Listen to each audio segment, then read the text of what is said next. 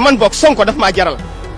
tey sama sëriñ su ma woowoon Sonko woote dama naan sama sëriñ xaaral Sonko laay wuyu lu tax parce que Sonko moo ma ko wan benn inte 26 maa moom nekkaloon nañu fa maag Ousmane Sonko 2002 ñu jàngandoo fekk tawhid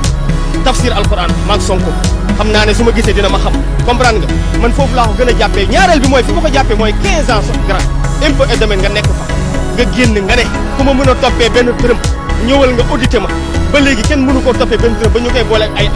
añi saar ak ay yooyu ñun loolu yitteelu ñun xam nga lu ñu yitteel li ñu yitteel mooy lan mooy koo xam ne suñu la joxee suñu alal di nga ko sàmm te Sonko ku ko jox xaalis réew mi dina ko sàmm ndax koo xam ne mu ngi assemblée salaire am mu xaaj ko ñaari yoon joxe lii mu dem mairie ne soxlawuma salaire kooku soo ko joxee réew mi dina ko defar ñun nag fu mu ñu woo ñu wuyu ko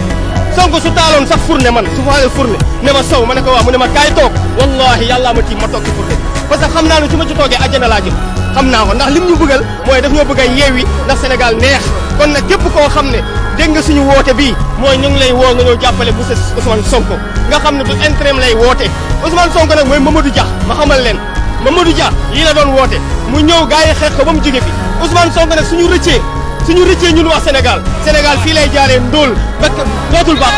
dootul baaxati ba yow mu jiin maa leen ko wax man musuma politique musuma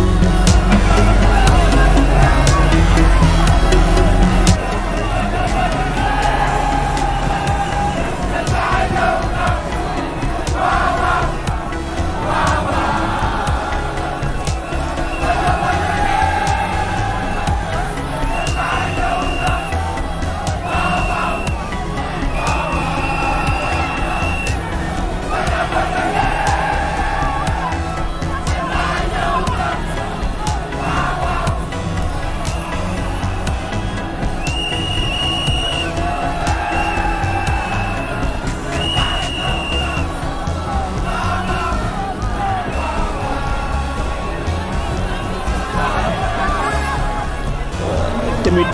beneen signe la parce que ndaw yi tey fi mu toll nii Sénégal ci seen loxo la jëm bu dee dëgg rek mooy dëgg réew mënul dox te ay ndawam taxawuñu tey jii Sénégal